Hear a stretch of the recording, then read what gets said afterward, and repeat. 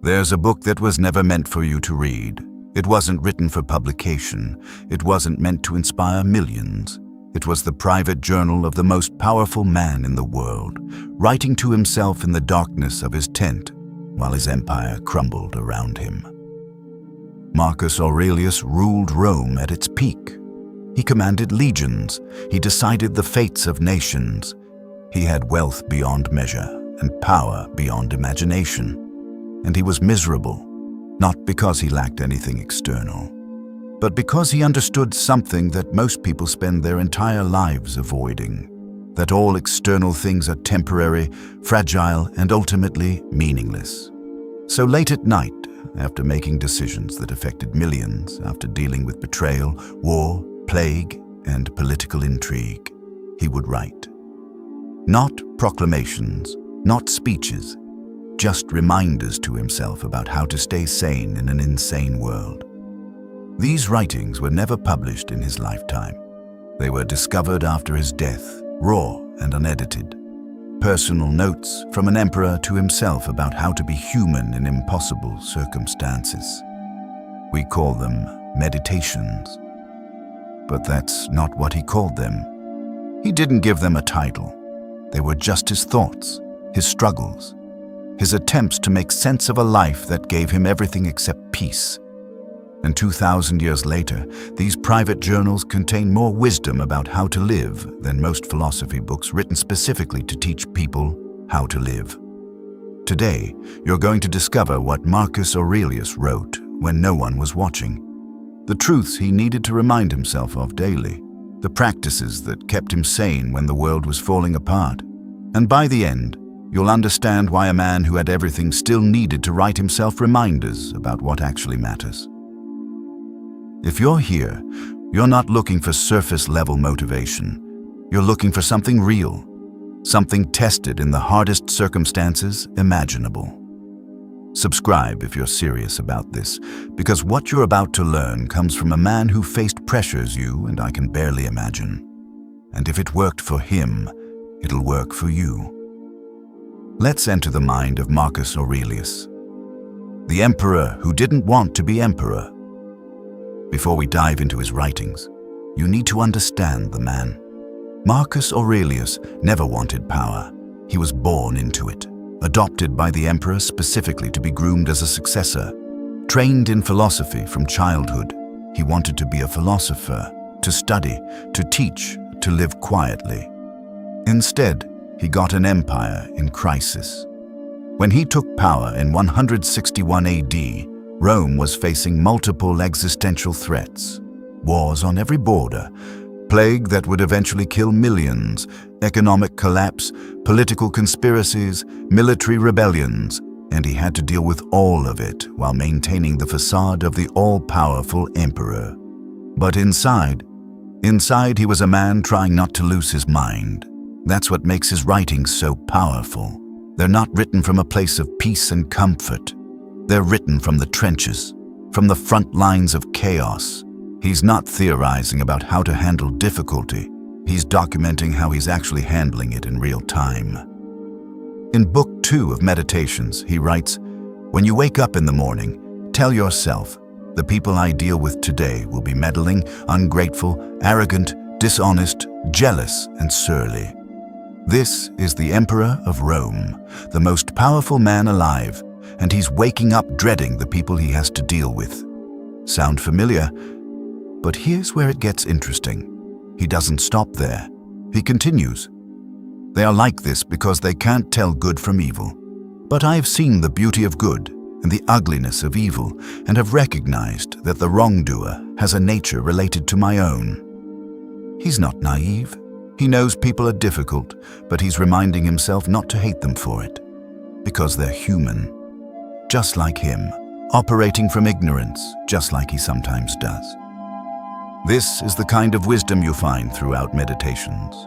Raw honesty about how hard life is, followed by philosophical frameworks for dealing with it without becoming bitter.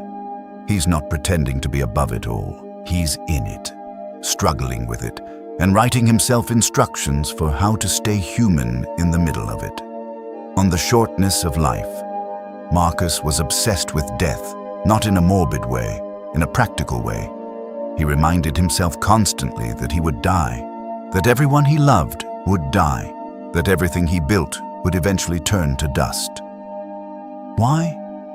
Because remembering death was the only thing that kept him focused on what actually mattered. He writes in Book 4, "You could leave life right now. Let that determine what you do and say and think." Think about that. The emperor of the known world, reminding himself that he could die at any moment, and he did this daily, because he understood that when you forget about death, you waste time, you postpone important things, you hold grudges, you chase meaningless status. But when you remember death, everything clarifies. Suddenly, that argument doesn't seem worth having. That grudge doesn't seem worth holding. That fear doesn't seem worth entertaining. Because time is finite, and every moment spent on something that doesn't matter is a moment you'll never get back. In Book 2, he goes further. Think of yourself as dead. You have lived your life. Now take what's left and live it properly. This is radical. He's telling himself to consider his life already over. Everything up to this moment is finished, done, in the past. And now, with whatever time remains, live it properly, according to your values, according to reason, according to nature, not someday, not when things calm down, not when you finally have time. Now, today, this moment, because this moment is the only one that actually exists. He understood something most people never learn. We act like we have forever. We postpone the important things. We wait for the right time. But there is no right time. There's only now, and now is always ending. This isn't meant to scare you. It's meant to wake you up. Marcus had the Roman Empire to run. He had responsibilities you and I can't imagine. And still, he made time for what mattered. For philosophy, for self-reflection, for being a good father and husband. Because he knew, if I don't do it now, I might never get the chance. That urgency is missing from most people's lives. They think they have time. They think they'll get to it eventually. But Marcus knew better, and so he lived each day as if it might be his last. Not in a reckless way, in an intentional way. What would you do differently if you knew this was your last week alive? Now ask yourself, why aren't you doing that now? On dealing with difficult people. Marcus dealt with terrible people constantly. Betrayers, liars, incompetents, people who smiled to his face and plotted behind his back. His co-emperor, Lucius Verus, was unreliable and self-indulgent. His own son, Commodus, would later become one of Rome's worst emperors. His wife Faustina was rumored to be unfaithful, though historians debate this. His advisors had their own agendas. His generals competed for power. He couldn't avoid them. They were his advisors, his generals, his family members, built into the structure of his life, so he had to develop a framework for dealing with them without losing his mind or his character. In Book 5, he writes, "When you wake up in the morning, tell yourself, the people I deal with today will be meddling, ungrateful, arrogant, dishonest, jealous, and surly. They are like this because they can't tell good from evil." This is extraordinary. He starts his day expecting people to be difficult, not because he's pessimistic, but because he's realistic. He's not going to be surprised when people disappoint him. He's not going to be shocked when they behave badly. He's already prepared for it mentally. And here's the key. He doesn't take it personally. They are like this because they can't tell good from evil. They're not being difficult to hurt you specifically. They're being difficult because they're confused, operating from ignorance, doing what they think is best even though it's actually destructive. They think lying will protect them. They think betrayal will advance them. They think cruelty will make them powerful. They're wrong. But they don't know they're wrong, and their ignorance drives their behavior.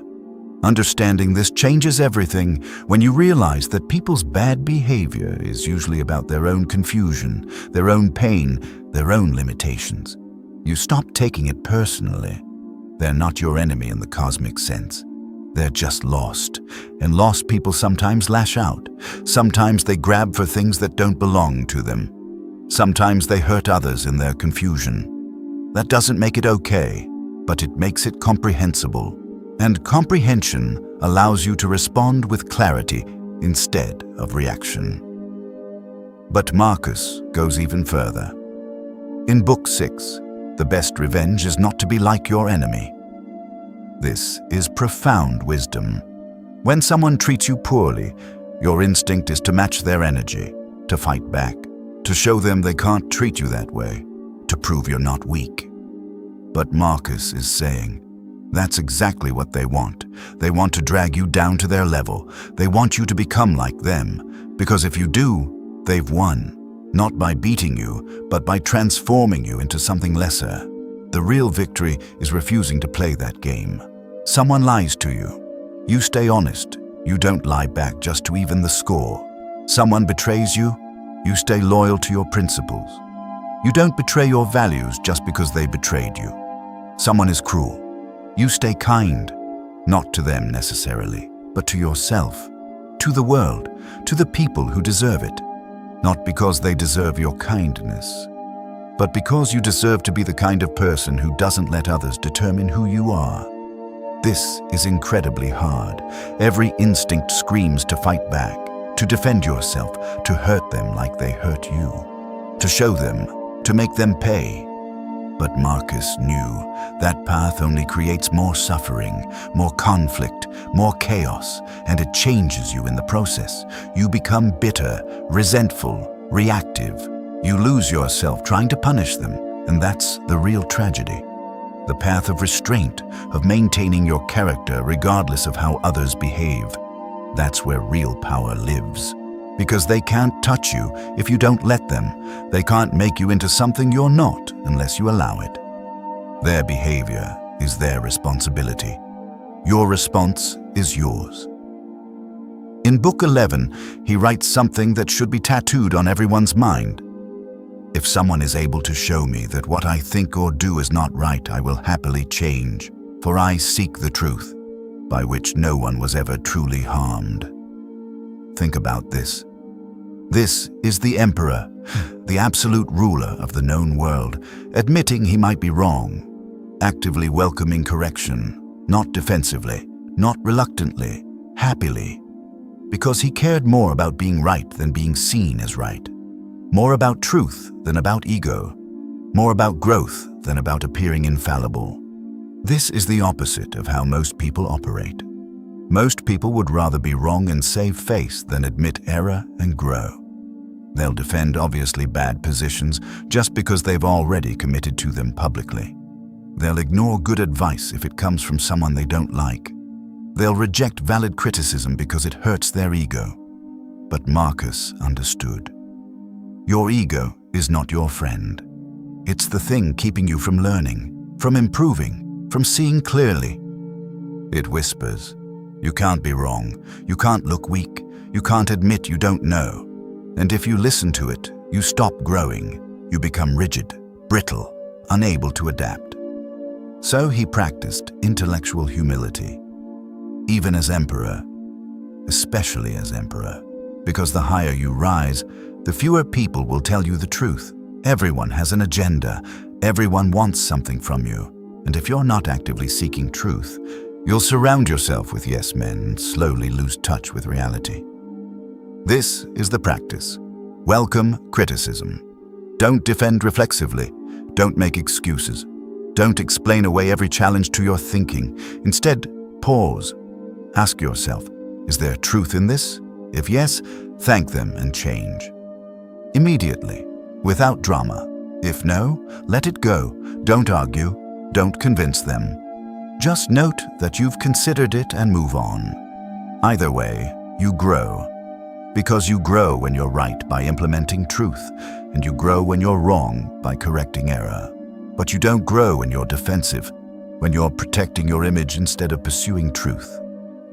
Marcus faced criticism constantly. People questioned his decisions, challenged his authority. Some of it was valid, some wasn't. But he trained himself not to react defensively, to consider each criticism on its merits, to change when warranted and dismiss when not. That's mastery.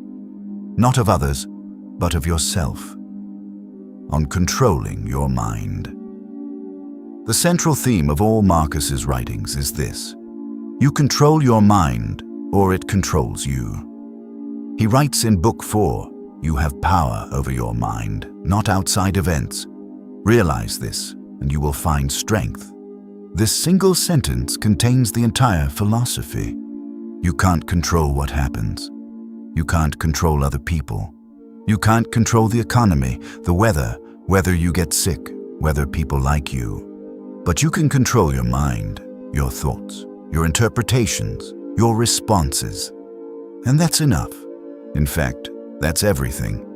Because your experience of life isn't determined by what happens to you. It's determined by what you think about what happens to you. Two people can lose their jobs. One spirals into depression, sees it as proof they're worthless, gives up. The other sees it as an opportunity, uses the time to learn new skills, ends up finding something better. Same event, different minds, different outcomes. Marcus understood this deeply. He writes in Book 8, if you are distressed by anything external, the pain is not due to the thing itself, but to your estimate of it. And this you have the power to revoke at any moment. Your estimate, your judgment, your interpretation, that's creating your suffering. Not the thing itself, your relationship to the thing. And relationships can change instantly, the moment you decide to see differently. This doesn't mean pretend everything is fine. It means stop adding unnecessary suffering through your interpretations. Something bad happened. That's pain. It's real. It's valid. But the story you tell yourself about what it means? This always happens to me. I never catch a break. The universe is against me. That's suffering, and it's optional. Marcus practiced this constantly. He would catch himself catastrophizing and redirect. In Book 7, he writes himself a reminder. Confine yourself to the present. Stop living in the past. Stop worrying about the future. Just be here, now, dealing with what's actually in front of you. Because right now, in this exact moment, you're almost always okay. It's when your mind travels to the past or future that suffering intensifies. The past, regret, shame, resentment. The future, anxiety, fear, worry. The present, almost always manageable. This is why mindfulness has become so popular. It's just the Stoics' ancient practice repackaged. Stay present. Notice when your mind wanders. Bring it back, over and over. That's the practice. Marcus had an empire to run. Constant decisions, constant pressures, and still he practiced bringing his mind back to the present moment. If he could do it, so can you. On the nature of change. Marcus watched everything change. People he loved died. Allies became enemies. Victories turned into defeats. Nothing stayed. And at first, this caused suffering, as it does for everyone. But over time, he learned to see change differently. In Book 4, he writes, loss is nothing else but change, and change is nature's delight. Loss is just change. Not punishment, not tragedy, just transformation. The relationship ends. That's change. It's painful, yes, but it's not wrong. It's just nature operating according to its design. Everything that begins also ends. Everything that's built eventually crumbles. Everyone who's born will die. That's not pessimism. That's reality. And when you accept that reality, you stop being shocked by change. You expect it. You're ready for it. In Book 9, Marcus goes deeper. Receive without conceit, release without struggle. When good things come, enjoy them, But don't cling to them. Don't convince yourself they'll last forever. When they leave, and they will, release them without struggle, without fighting against the natural order of things. This is the key to maintaining peace in a changing world. Hold everything lightly. Enjoy it while it's here. Release it when it goes. Don't grip. Don't cling. Don't demand permanence from temporary things. He writes in Book 10, "Everything is only for a day, both that which remembers and that which is remembered." The thing you're worried about, it'll be forgotten soon. The thing you're proud of, it'll be forgotten soon. You'll be forgotten soon. This isn't nihilism. It's perspective. When you zoom out far enough, everything becomes small. Your problems, your achievements, your entire life. And from that perspective, you can see most of what you're stressed about doesn't actually matter. So why waste your limited time suffering over it? Marcus faced enormous challenges. Wars, plagues, betrayals, and he dealt with them effectively. But he never forgot. All of this is temporary, including me, including Rome itself, and that perspective freed him to act without being paralyzed by the weight of it all. You need the same perspective. That thing you're worried about. In 5 years, will it matter? That person you're angry at, in 10 years, will you even remember this? That goal you're convinced will finally make you happy. If you achieve it, how long before you're searching for the next thing? Everything changes. Everything passes. Everything is temporary. So enjoy what you have now. Do good work now. Love the people in your life now, because now is the only time any of it is real. On doing your duty. Marcus didn't want to be emperor, but he was. So he did the job, not half-heartedly, not with resentment, fully, with excellence. Because he understood, your duty is your duty. Complaining about it changes nothing. In Book 5, he writes, "At dawn, when you have trouble getting out of bed, tell yourself, I have to go to work." As a human being, he's the emperor. He could do whatever he wants, and still he has to remind himself to get up and do his duty. Because duty isn't about wanting to. It's about doing what needs to be done regardless of how you feel. You have responsibilities to your family, to your work, to yourself, to your community. And some days you won't feel like fulfilling them. Some days you'll want to quit, to hide, to escape. But Marcus is saying, get up anyway, do the work anyway, not because you'll always love it, but because it's your role, your part to play. He continues, "What do I have to complain of if I'm going to do what I was born for, the things I was brought into the world to do? You weren't born to just consume, to just take, to just exist comfortably. You were born to contribute, to create, to fulfill your function. And when you do that, even when it's hard, you find meaning." Marcus had every reason to complain. He inherited an empire in crisis. He dealt with constant problems he didn't create. But he never asked, why me? He asked, what's my duty here? And then he did it. In Book 6, he writes, "Waste no more time arguing about what a good man should be. Be one. Stop theorizing, stop planning, stop waiting for the perfect moment. Just be what you know you should be. Do what you know you should do, right now, today, with what you have. That's enough." Most people spend their lives preparing to live, reading books about success without succeeding, thinking about their goals without working toward them, planning to be better without actually changing. But Marcus understood, action is what matters. Not perfect action, just action. Do your duty, even when it's hard, especially when it's hard, because that's where character is built. In the moments when you do what needs to be done, even though every part of you wants to quit.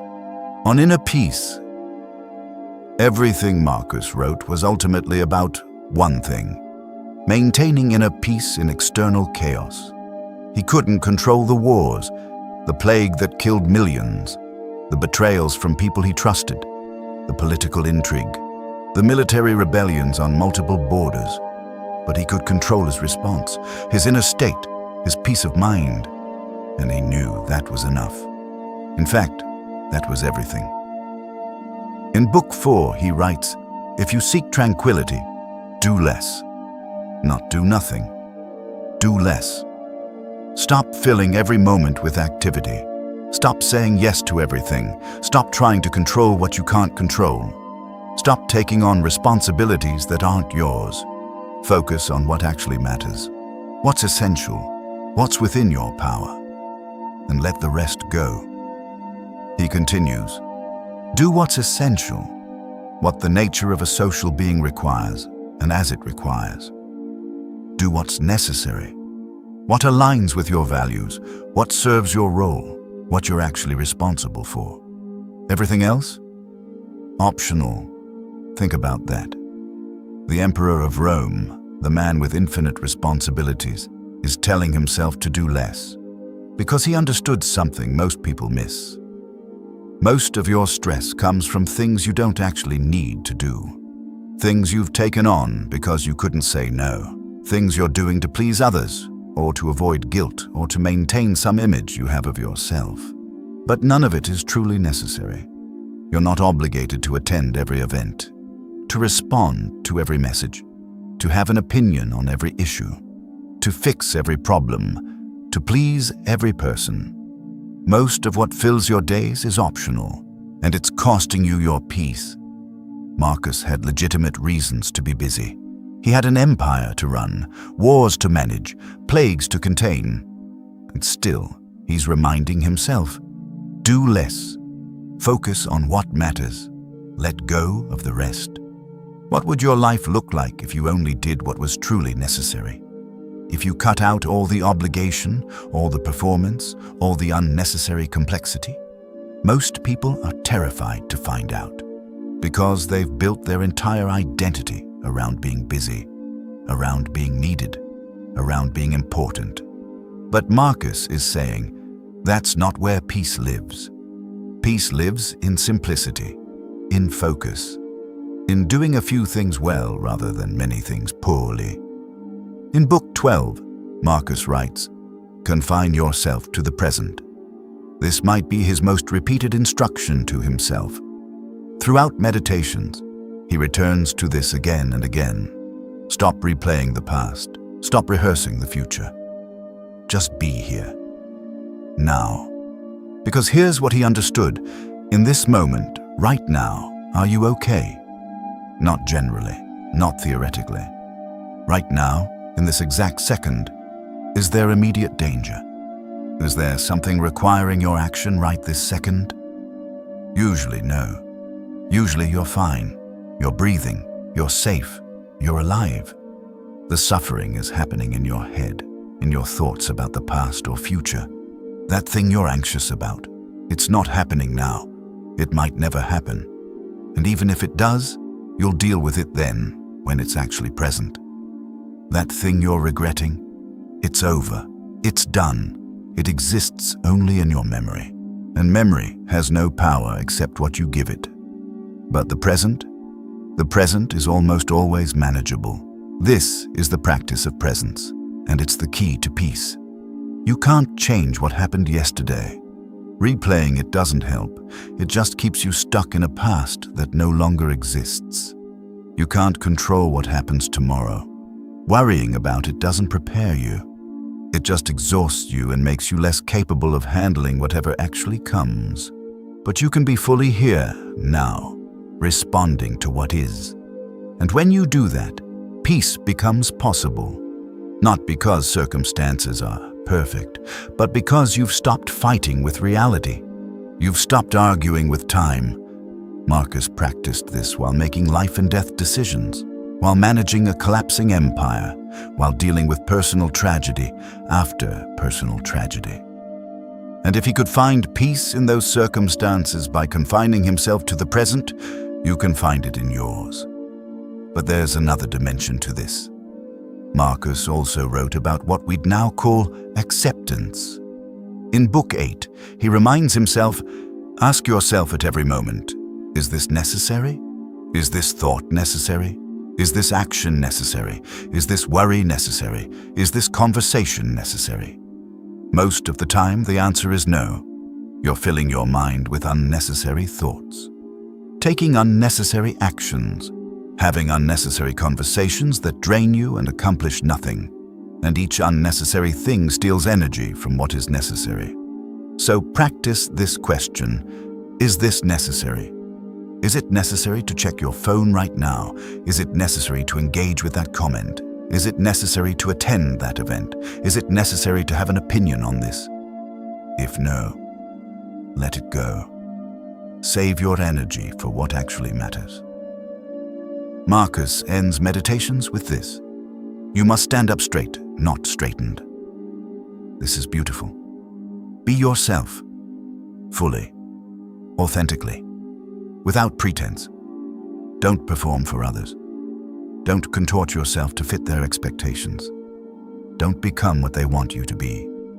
Just stand in your truth. Do your duty. Maintain your character. Be who you actually are, and let that be enough. The world will pressure you to be something else, something more impressive, more successful, more palatable, more convenient for them. But Marcus is saying, resist that pressure. Stand up straight, not because someone straightened you, but because that's your natural posture. Be yourself, not because it's easy or popular, but because being anything else is a betrayal of your nature. This is where peace ultimately lives. Not in achievement, not in approval, not in comfort, but in alignment. Between who you are and how you live. Between your values and your actions. Between your inner truth and your outer expression. When those things align, you have peace, regardless of circumstances. When they don't, you have suffering, regardless of success. Marcus understood this, and so he practiced daily alignment, checking himself, reminding himself, correcting himself when he drifted. That's the work, not once, but every day, every moment. Am I aligned? Am I present? Am I doing what's necessary? Am I being who I actually am? If yes, continue. If no, correct. That's it. That's the practice. And over time, that practice creates an inner fortress, a peace that external chaos can't breach. Not because you're untouched by difficulty, but because you've learned to meet it without losing yourself. The emperor's final lesson. Marcus Aurelius died in 180 AD, likely from the plague that ravaged his empire.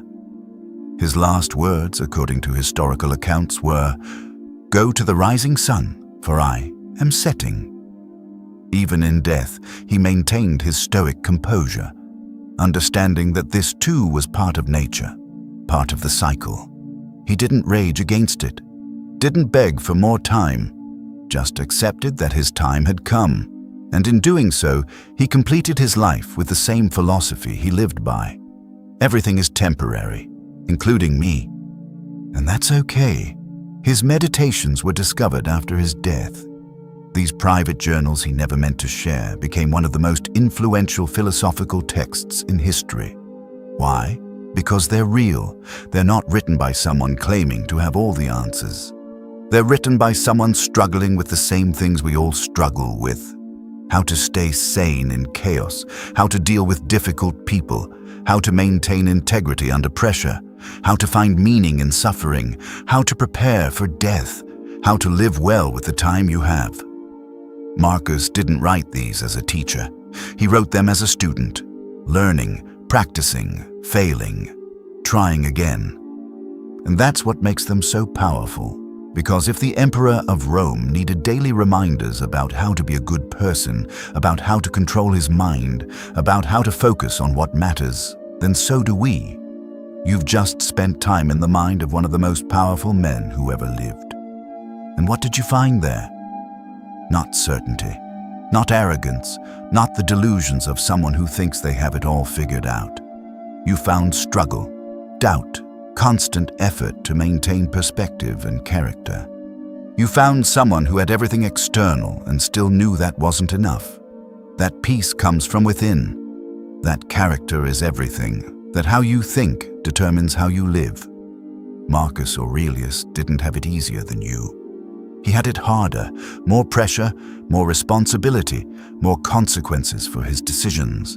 And still, he practiced, daily, writing himself reminders, catching himself when his mind spiraled, redirecting his attention to what he could control. If he needed this practice, so do you. Not someday, not when you're ready, now. Start where Marcus started, with the simple recognition that you control your mind, not outside events. That's the foundation. Build from there. Read meditations, not once, but repeatedly. Let his words become your daily reminders the way they were his. And practice. Not perfectly, just consistently. Notice when you're trying to control what you can't control. Redirect. Notice when you're making assumptions about what things mean. Question them. Notice when you're living in the past or future. Come back to now. Small practices, repeated daily, over years. That's how Marcus built his inner fortress, and that's how you'll build yours. 2,000 years separate us from Marcus Aurelius. But the same challenges remain. How to live well, how to maintain character under pressure, how to find peace in chaos. His answers still work, because human nature hasn't changed. The emperor is dead, but his wisdom lives on. And now it's yours. Use it. Thank you for being here, for choosing wisdom over distraction, for being someone who learns from those who came before. Subscribe if this resonated. Share it with someone who needs this reminder, and most importantly, practice. Because knowing this changes nothing. Living it changes everything. Stay strong, stay present, and remember what Marcus knew. You have power over your mind, not outside events. Realize this, and you will find strength. I'll see you in the next one.